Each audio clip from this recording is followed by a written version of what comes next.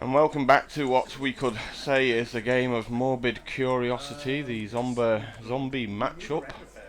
Adam took the first game due to Geralf's messengers, multiples, and some little cheeky combat tricks.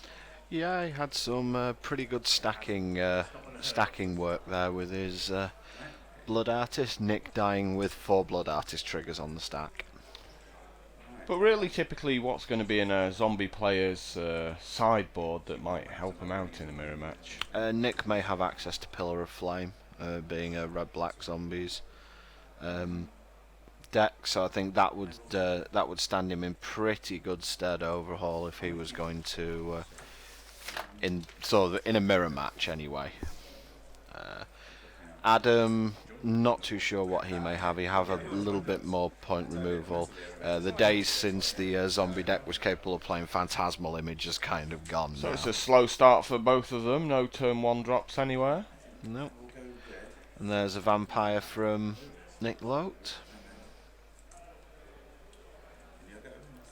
Is Adam going to kill it?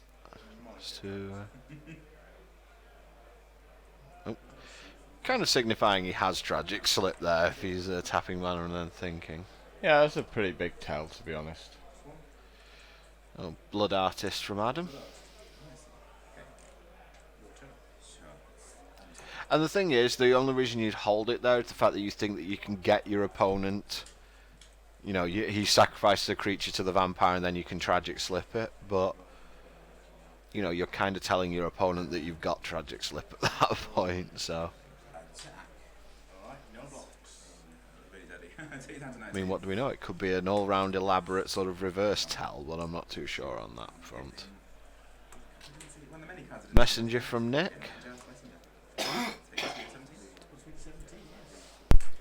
Nick's first messenger of this round. Yeah, they were strangely absent from his play game 1. He'll be wanting to see a few more of them if he's going to win. Yeah, he does have. I think he probably has a better late game than Adam. He does have like Falcon Wrath Aristocrat, and I think he's got more poignant burn.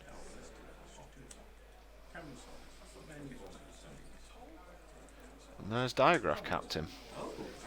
This is the first sight in a Diagraph Captain from Adam, so Nick's We got a reader. Nick's going to have to check out what the card does. It's for those of you who don't know, it's a 2/2 with Death Touch. All other zombies you control get +1/+1 and Death Touch. And whenever one of your other zombies dies, your opponent loses 1 life. Correct. It's whenever a zombie you control dies. So it's half of a Blood Artist. Yeah, it's not quite as good as Blood Artist, but it is an unholy crusade, shall we say? So.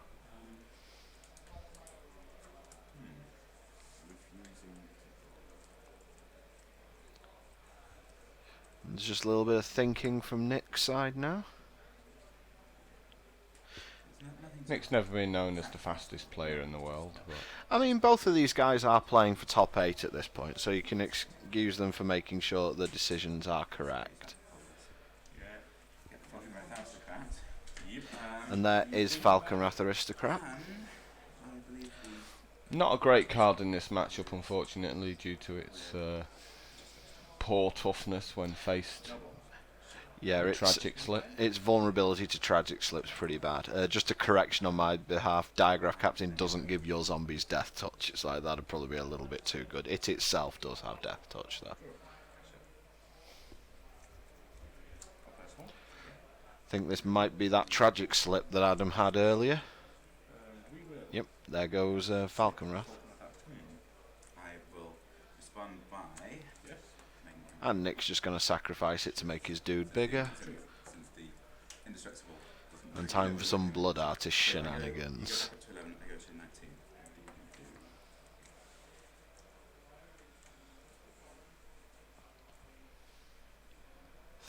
So Adam's tapping 3 now.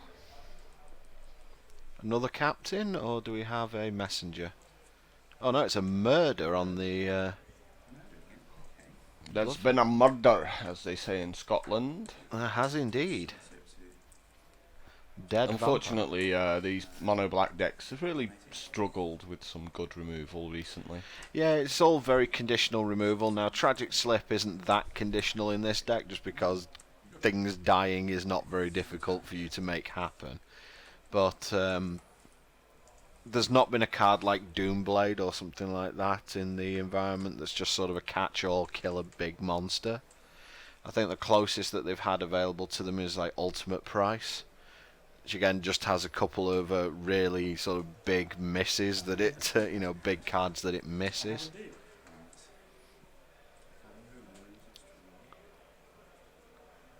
Back in Champions of Kamigawa, of course, you had a destroyed target. Was it legend or non-legend? Well, there was Rend Flesh, which was destroy target's non-spirit creature, and there was Rend Spirit, which was obviously destroy target spirit.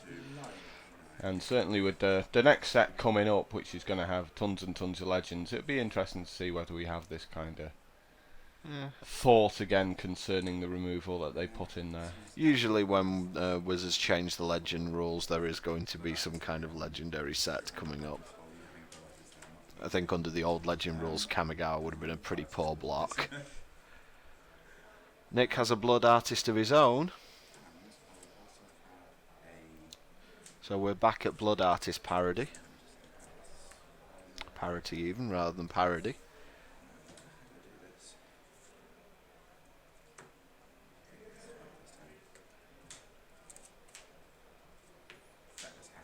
And a not so exciting Rakdos Cackler by the look of things. Yeah, it's not terribly exciting on turn 5, really. He still doesn't want it to block, though. No. Blocking is overrated. Wow. I think if he could, he'd happily trade his Cackler for that Diagraph Captain, but... Vampire now from Adam. He's still not got any zombies apart from the Diagraph Captain on his side of the board, so he's not taking advantage whatsoever of that Captain at the moment.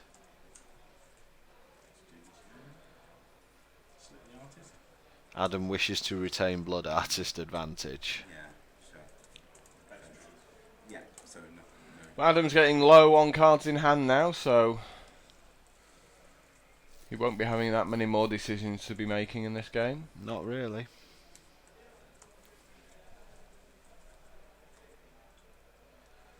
But again, very deliberate from both of them. He's just thinking about what he can do at this point. Not really too sure there was a huge amount to think about there. We've definitely seen that before on camera, with people just sort of freezing up. God, they're so desperate not to lose. They end up drawing. Oh, it's a very important game, and this is a... You would think this is a matchup that's rarely going to go to time.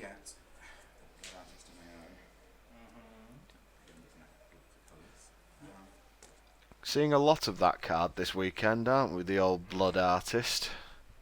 Oh, we certainly saw in previous rounds. It always dropped turn 2. Yep. And turn 3 a lot of the time as well. So we're seeing a swing from Nick here. So finally trying to press home the advantage on Adam. Again, no real profitable block for Adam here.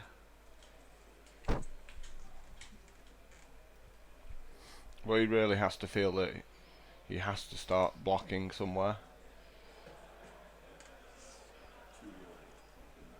His options at this point are trade his Diagraph Captain for half of a Geralf's Messenger,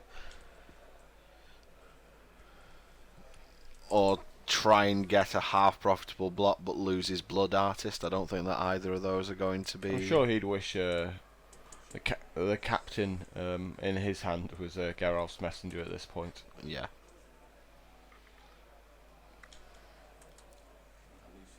No blocks, he declares, so 4 life. I'm not sure he can really afford to drop to 4 when you consider what Geralf's Messenger actually does. But again, Nick doesn't have a sack outlet at the moment, so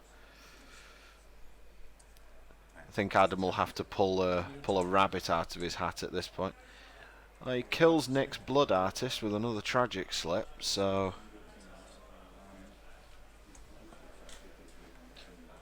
Nick seems to be thinking about something.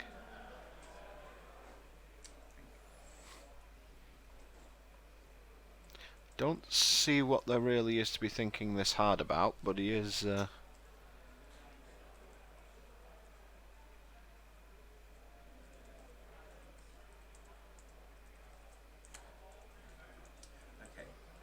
I'll allow that to resolve. Okay. So he goes to the graveyard. The triggers two cancel each other out.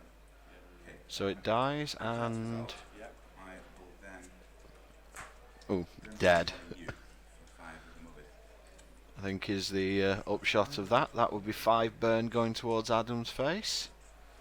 I'm just going to stare at the cards for a bit and realise there's nothing he can do. Yep. Well, there is something he can do. If he throws his entire board in the bin now, he can go to 1. But how much that's going to help him, I'm not too sure. He can put his puts his Diagraph Captain and his Blood Artist in the bin and goes up to 6 and then goes back to 1.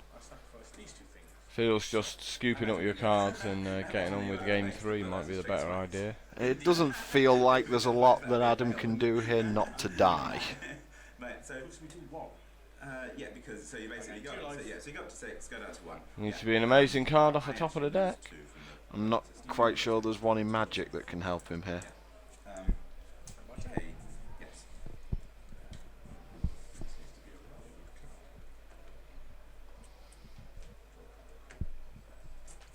No. So, Adam, hoping that the rules of Magic have changed, has no luck, and game's tied back up at 1-1.